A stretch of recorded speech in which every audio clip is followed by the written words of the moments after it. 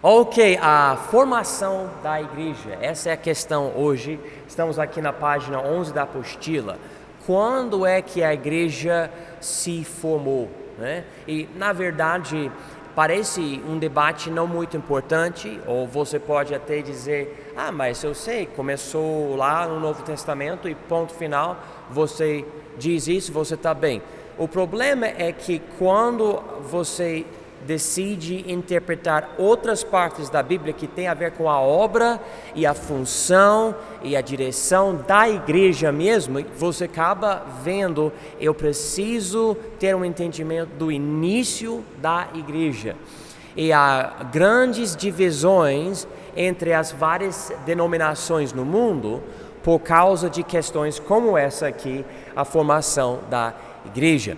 E vamos ver aqui primeiro que há pelo menos 11 pontos de vista sobre quando a igreja se formou. E eu não vou poder lidar com tudo isso, mas por causa de certas ideias aqui ou ali, você vai ver que a pessoa fala, a igreja começou no Velho Testamento, outra pessoa no Novo Testamento, outra pessoa fala nesse evento do Velho ou nesse evento do Novo, etc. E fica, então, complexo por causa disso. Por exemplo, aqui você pode ver que tem pessoas que falam que no Velho Testamento ou começou com Adão, no primeiro livro da Bíblia, ou começou com Abraão, no primeiro livro da Bíblia, ou começou com João Batista, no primeiro livro do Novo Testamento, mas ainda durante a época do Velho Testamento, porque ele era o último profeta do Velho Testamento.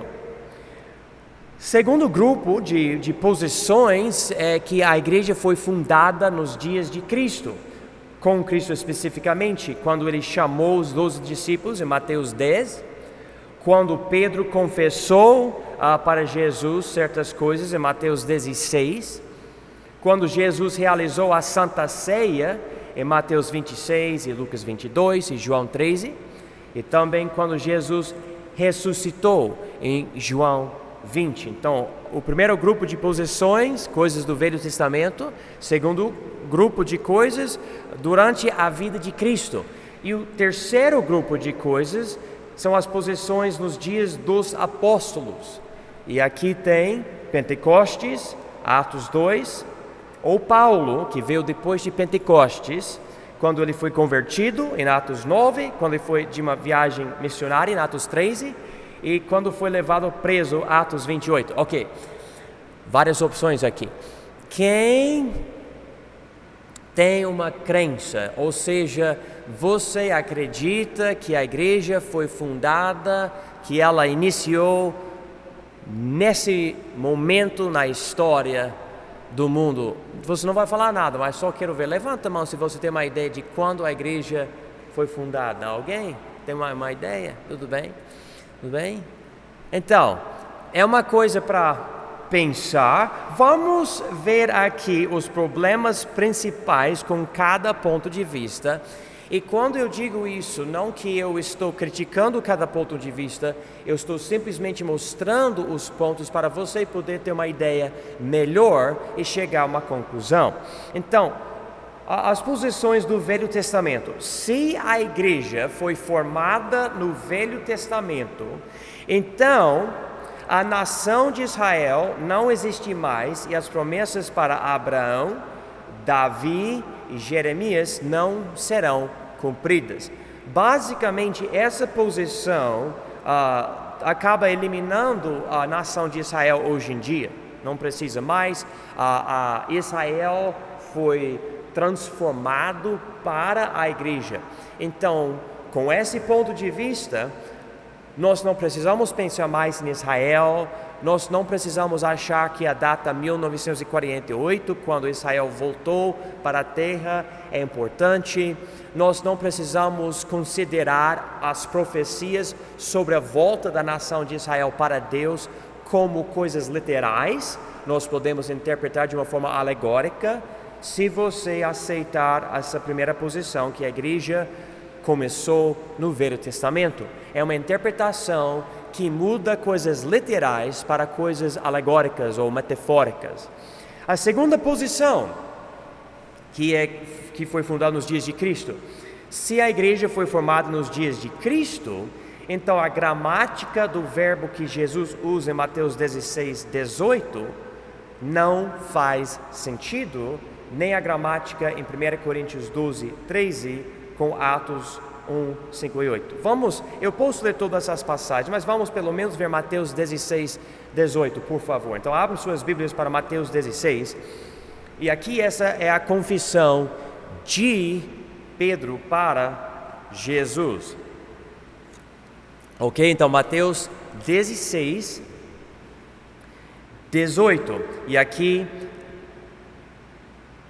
Jesus diz: e também eu te digo que tu és Pedro, e sobre esta pedra edificarei a minha igreja, e as portas do inferno não prevalecerão contra ela. Então, você pode voltar para duas palavras em versículo 18, a palavra ficarei e a palavra prevalecerão.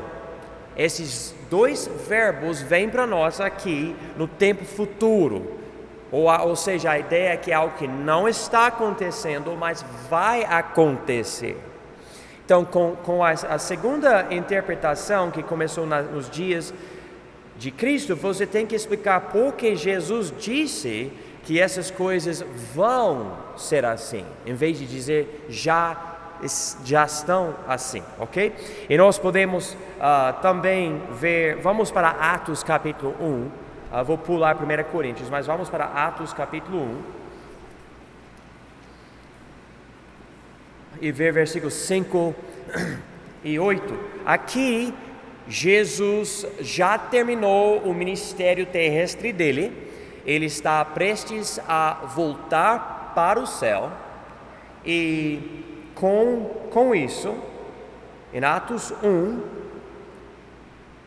ele diz aqui, em versículo 5, porque na verdade João batizou com água, mas vós sereis batizados com o Espírito Santo não muito depois destes dias. Então, por favor, marca as palavras batizado, ou sereis batizados, e a palavra depois. Aqui você vê que Jesus está dizendo, vocês não são batizados ainda, não aconteceu. E ele usa a palavra depois, porque vai passar uns dias ainda antes disso. Ele explica isso no versículo 8. Mas recebereis o poder do Espírito Santo que há de vir sobre vós, e ser-me-eis, verbo no tempo futuro de novo, ser-me-eis testemunhas, tanto em Jerusalém como em toda a Judeia e Samaria e até aos confins da terra. Então Jesus dizendo aos discípulos, antes de voltar para o céu, olha, não aconteceu ainda, mas daqui uns dias vocês vão ser batizados pelo Espírito Santo. E isso acontece em capítulo 2 com Pentecostes. Daí, com o que ele fala aqui, agora vamos para 1 Coríntios capítulo 12, por favor. 1 Coríntios capítulo 12. E aqui em versículo 13, Paulo, isso é depois de Pentecostes, depois desse evento em Atos 2, Paulo escreve para esses irmãos aqui, 1 Coríntios 12, 13, pois todos nós fomos, agora no passado, batizados em um Espírito.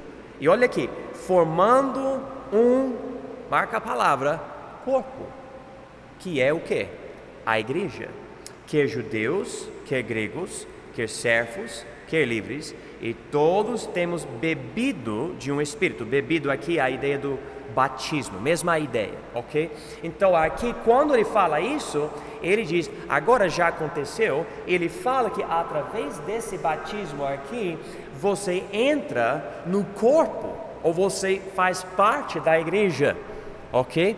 Então, segundo essas coisas aqui, a pessoa que fala a igreja começou com Cristo antes de Pentecostes, você tem que explicar Atos 1, 5 e 8 e 1 Coríntios 12, 13, esses versículos que eu acabei de mostrar. Agora, número 3 aqui, se a igreja foi formada nos dias dos apóstolos, há espaço para alguém dizer que a grande comissão não é para a igreja hoje, mas notamos que nem os membros da igreja em Jerusalém anunciam a palavra sem os apóstolos. Veja comigo Atos capítulo 8, por favor. Atos 8. Deus disse em Atos 1, 8, que os discípulos, ou o povo que ia ser batizado pelo Espírito, ia ser testemunhas com o Evangelho até os confins da terra. Ele falou isso antes de Pentecostes. Agora, alguém pode dizer, se a igreja foi fundada no dia de Pentecostes, vamos dizer, depois, essa grande comissão de Atos 1:8 não se aplica para toda a igreja e somente para os apóstolos. E com essa lógica nós precisamos pensar, isso é verdade? Vejam comigo aqui, por favor, Atos 8, versículos 1-4. E também Saulo consentiu na morte dele, e fez-se naquele dia uma grande perseguição contra a igreja que estava em Jerusalém. E todos foram dispersos pelas terras da Judeia e de Samaria, exceto os apóstolos. Então marca essas palavras, exceto os apóstolos. Aqui você vê que os apóstolos ficaram nesse lugar durante a perseguição, e a igreja, nós estamos falando sobre a formação da igreja, ela foi embora, ok? Então, versículo 2: E os homens piedosos foram enterrar Estevão e fizeram sobre ele grande pranto. E Saulo assolava a igreja, entrando pelas casas e arrastando homens e mulheres, os encerrava na prisão. Agora versículo 4: Mas os que andavam dispersos, falando da igreja, por toda parte, marque essas palavras, anunciando a palavra. Atos 1:8 falava, olha, vocês vão pregar o evangelho, vocês vão ser minhas testemunhas. Agora aqui não é os apóstolos, porque eles ficaram nessa região, os dispersos iam por toda parte anunciando a palavra, ou seja, a igreja estava cumprindo a grande comissão menos ou sem os apóstolos. Então, quando você vê essas 3 categorias de interpretações sobre quando é que Deus fundou a igreja, cada posição tem certas, vamos dizer, questões, e você tem que pensar qual seria a melhor interpretação. Qual ponto de vista é certo? Há 2 pontos de vista predominantes que não confundem a igreja com Israel, que é algo essencial, porque Romanos 11, 25-27 mostra que há ainda um futuro bom para Israel. A igreja começou com Cristo e os seus discípulos e foi ungido com o Espírito de Deus no dia de Pentecostes, ou a igreja começou pelo batismo do Espírito no dia de Pentecostes. Ok, eu li algumas coisas agora, deixa eu tentar explicar. Há várias interpretações da Bíblia para dizer quando é que a igreja foi fundada, mas tem 2 posições predominantes que, quanto a mim, eu acho que são as posições que servem para você entender bem o resto da Bíblia. Ainda tem algumas dúvidas aqui ou ali, mas essas são as ideias principais que eu digo são as melhores teorias. Uma é que a igreja foi fundada com Cristo e depois recebeu poder no dia de Pentecostes, quando o Espírito Santo batizou os apóstolos e os irmãos em Atos 2. A outra interpretação também, provavelmente mais comum ainda, é que a igreja foi fundada, começou com o dia de Pentecostes. Quando o Espírito Santo chegou, a igreja começou a operar, entendeu? Então, essas são as duas, vamos dizer, teorias principais. E se alguém tiver outra ideia, o problema é o quê? Que a igreja agora está no lugar de Israel e Israel não tem mais lugar. Inclusive, tem pessoas com essas outras posições, tipo, a igreja começou com Israel, agora Israel não existe mais, etc. E essas pessoas, por exemplo, tem algumas igrejas, denominações bem grandes nos Estados Unidos, que falam, nós não devemos dar dinheiro nenhum para Israel hoje, e essas denominações estão, em vez de investar, eu acho que tem esse verbo no português, investar dinheiro, certo? Investar, dar dinheiro. Oi? Investir. Não, obrigado. Eu estou doente hoje, não estou. Investir. Tem a outra opção que é, e agora vocês vão ter que me ajudar com português, divestir. O que é o oposto da palavra investir? Em vez de investir, você vai, me ajude. Eu sei que a palavra no inglês é divest, mas enfim, vocês entendem. Em vez de colocar dinheiro em Israel, essas igrejas americanas estão dizendo, nós vamos tirar nosso dinheiro. Nós não queremos apoiar Israel, porque para nós, nossa teologia diz o seguinte: Israel é somente um povo rebelde, Deus não tem planos, o plano de Deus é a igreja, sempre será a igreja. Então, o que estou falando é o seguinte: a teologia sobre quando é que a igreja começou está determinando o que essas igrejas estão fazendo na questão de Israel. Eu acho interessante. Quanto a mim, eu acredito que Deus ainda tem planos proféticos para Israel. Eu oro pelo Israel, eu oro pela liderança do governo, eu oro pela salvação das pessoas.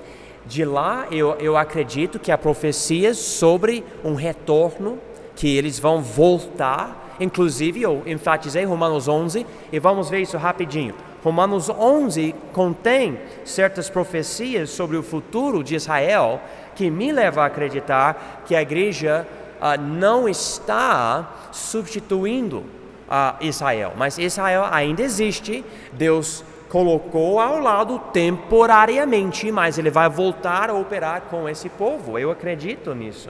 A Bíblia é um livro judaico. Jesus era judeu, é judeu, vamos dizer. E quando você vê o reino milenar e tudo, é muito judaico. Nós somos gentios, Deus nos colocou com eles. É uma grande honra que nós não merecemos. Ele somente fez isso porque Israel caiu, porque ele não era obrigado a fazer isso. Ele fala isso aqui em Romanos 11. Mas veja comigo alguns versículos aqui. Romanos 11, versículos 25 a 27. Porque não quero, irmãos, que ignoreis este segredo, para que não sejais sábios em vós mesmos, que o endurecimento veio em parte sobre Israel, até que a plenitude dos gentios haja entrado. Então, deixe-me só parar aqui. Ele falou, o endurecimento veio em parte sobre Israel. Pergunto para vocês.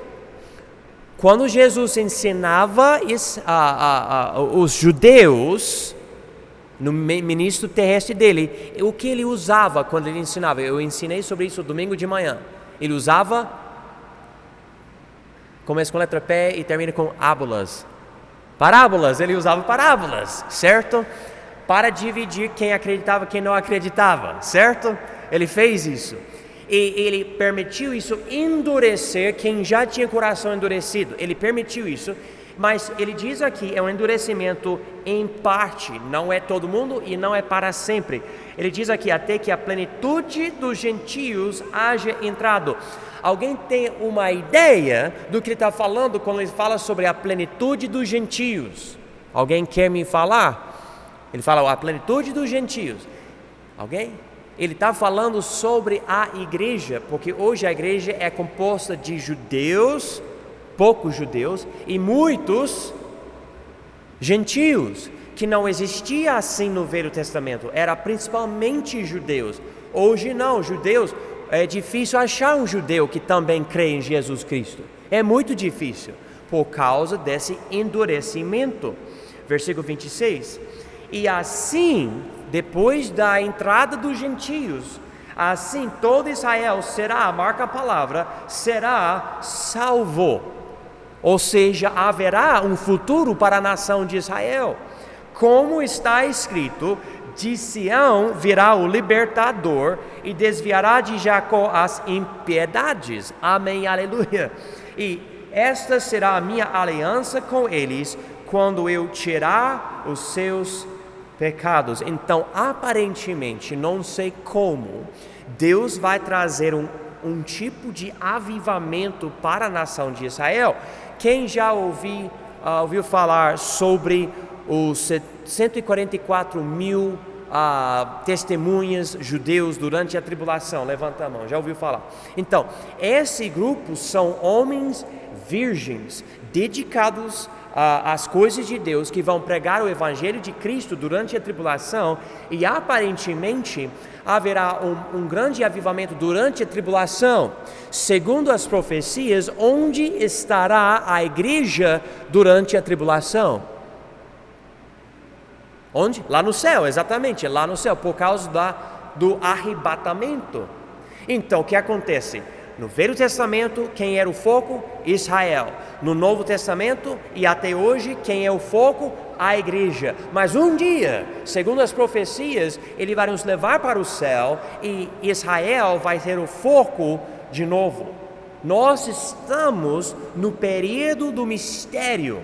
A Bíblia fala sobre isso em Romanos 16, Efésios capítulo 3, sobre o mistério. Nós somos esse mistério que enlouquece os judeus. Muitos judeus não gostam da igreja, não querem nem usar o nome de Jesus, porque nem querem ler profecias como Isaías 53, não concordam conosco. E nós podemos ver Jesus em todas as escrituras deles, mas também nós podemos ver Israel nas escrituras nossas, o Novo Testamento.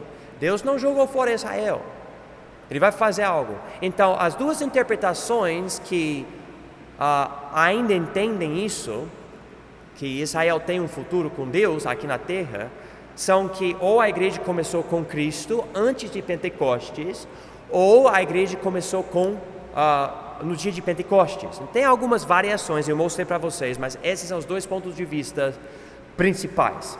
Ok, a igreja, número 2, finzinho de página 11.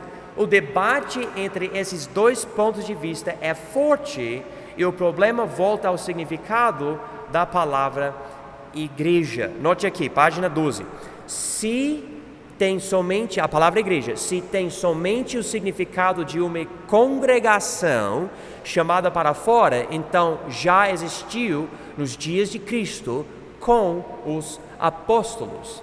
Se o batismo do Espírito é o que coloca a pessoa na igreja, então isso somente aconteceu no dia de Pentecostes. E você pode ver isso, a palavra igreja quer dizer congregação, mas de que sentido? Se é puramente uma ideia de um grupo que congrega, então você não pode dizer que tudo é a igreja, você tem que falar sobre uma igreja local, que tem a ver com essas ideias da igreja começar com Jesus e os apóstolos dele em Mateus 16, ou Mateus, Marcos, Lucas e João. E número 2 aqui, falam sobre o batismo, aconteceu quando? Pentecostes. Então, espero que isso tenha ajudado. Eu sei que pode ficar meio confuso, mas basicamente, afinal de contas, a conclusão é o seguinte: a igreja e Israel são duas coisas diferentes, e Israel tem futuro. Segunda coisa, a grande comissão, que é o mandato para a igreja levar o evangelho, vale para todos nós e não somente para os apóstolos do primeiro século.